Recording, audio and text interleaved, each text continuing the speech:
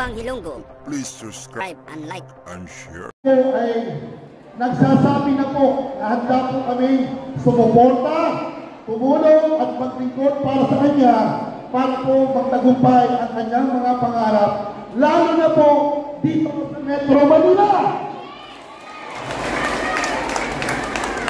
So in other words, dahil one movement na po kayo, I do hope at naniniwala po kayo na kayo po ay naniniwala sa one movement, kaya kayo nanumpa. So iisa na po ang ating diwa, iisa na po ang pitik ng puso natin, at iisa na rin po ang galaw natin. So ladies and gentlemen, amin po ang one movement, ang kabuang espesyal po ng one movement sa buong Pilipinas, hindi na po Metro Manila, ay nakahanda po sumuporta. Wala po iba kundi ang tinatawag niyo po superwoman, superhero. Ladies and gentlemen, please welcome Miss Mara Tabundok. Kayo na lahat.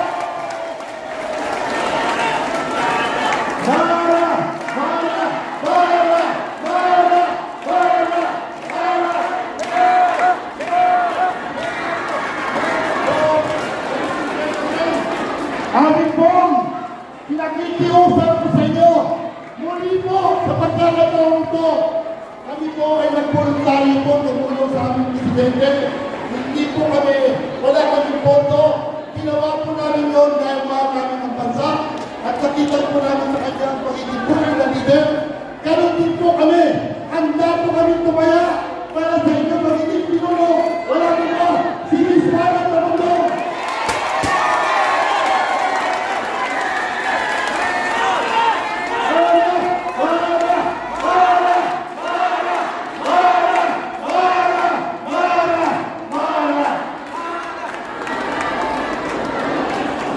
Maraming salamat, Chairman Marlon.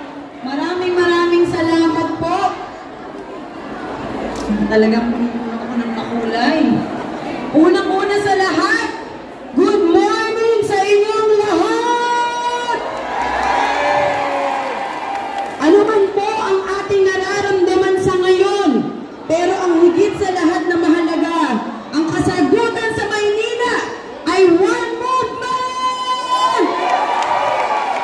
One movement na magbibigay sa atin ng maraming dahilan para tayo po ay tumulong. Ang 1,000,000 dahilan na magbibigay sa akin para ang buong pagmamalasakit ay ibigay ko sa Maynila! Unang-una sa lahat, maraming salamat sa Panginoong Diyos dahil ibinigay niya po ang pagkakataong ito sa akin, lalo na po sa inyong mga kababayan ko. Maraming salamat sa tiwala para sa one movement na talagang ibinigay po nila ang kanilang puso at pagmamalasakit sa isang katulad ko. Alam po ninyo, ang hirap ng buhay, pero kapag may ganito po tayong samahan na nagbibigay pag-asa sa ating lahat, at higit sa lahat, ang ating mahal na Pangulong Bongbong Marcos ang naging sagot para tayo po ay higit na matulungan lahat sa Maynila.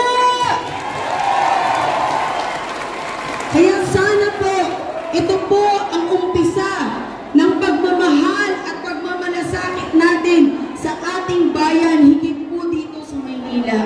Kailangan ipakita at iparamdam po natin yung totoong damdamin at puso na ibibigay po natin. Lahat po ay gagawin ko para maibsan ang kahirapan sa Maynila!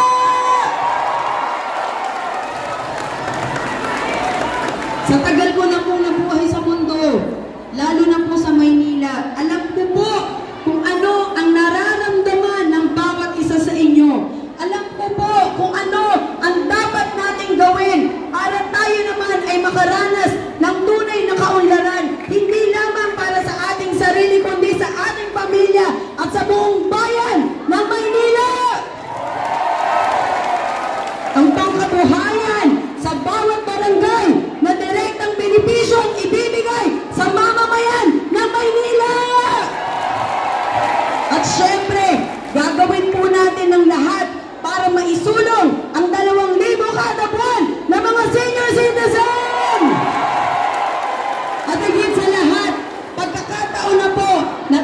ay magkaisa na ang lahat ng barangay health center sa Maynila ay magkaroon ng gamot na maglilingkod sa tunay na Manileño.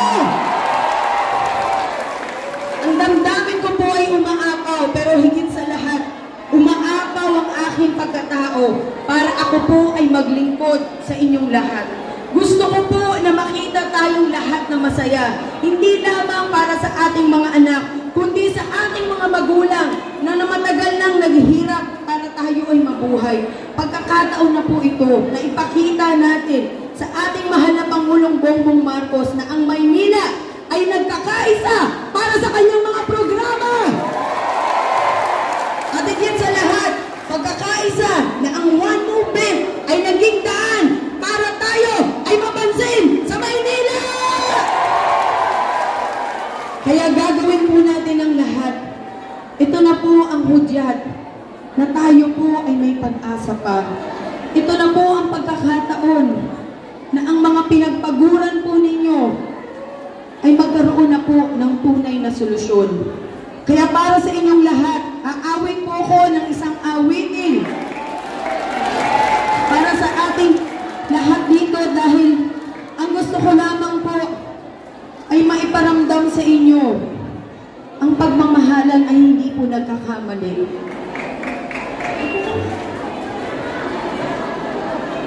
Alam ko po marahil baka nagugutom na kayo, pero bigyan niyo po ako ng pagkakataon na maibigay ko po ang pagmamahal na ito sa inyo ngayon upang pag-uwi ninyo sa inyong mga tahanan, tumatak po ang pagmamahal ng ating gobyerno.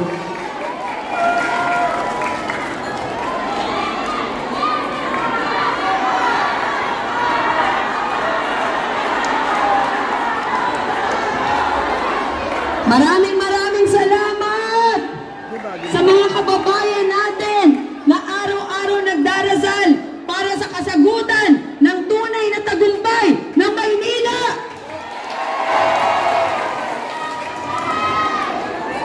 Mahal ko kayong lahat.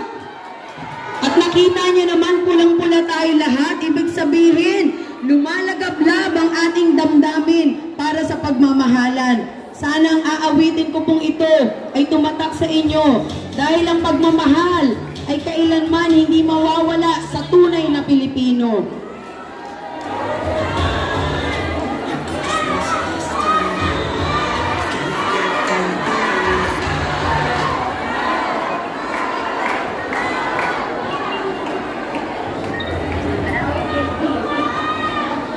I love you too!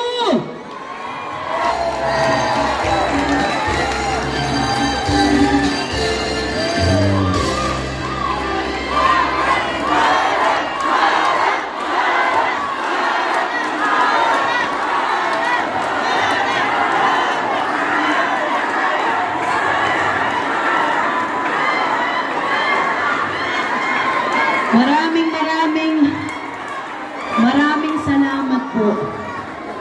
Kung ano man po tayo ngayon, yun po ay dahil sa ating mga magulang. Ang gusto ko pong makita sa Maynila, yung kaginhawaan na matagal na pong pinaghirapan ng ating mga magulang at higit sa lahat, maisalba pa ang para sa Manileño! Dahil gusto kong makita na ang Manileño at Maynila ay mapunta sa taas at maranasan ng ating mga anak yung pinaghirapan natin bilang isang magulang na sila po ay magkaroon ng tunay na kinabukasan! Kaya sana po, suportahan ninyo ang programa ng ating gobyerno, higit sa lahat ang programa ng ating mahal na Pangulong Bongbong Marcos at ang One Movement na tayo po ay magkaisa para sa tunay na pagbabago sa Maynila! Maraming salamat, Chairman Marlon, sa inyo pong lahat, sa mga officers, Ate Lorna. Thank you so much. Hindi po matatawaran ang kaligayahan na ibinigay po ninyo sa akin. Ako po ay isang munting bata pa lamang noon na nangarap, pero hindi ko po pinangarap na magiging daan pala ang aking pagkatao na makatulong po sa ating bayan. Muli, mabuhay ang Manileño! Mabuhay ang One Movement! Mabuhay ang ating mahal na Presidente, Bongbong Marcos!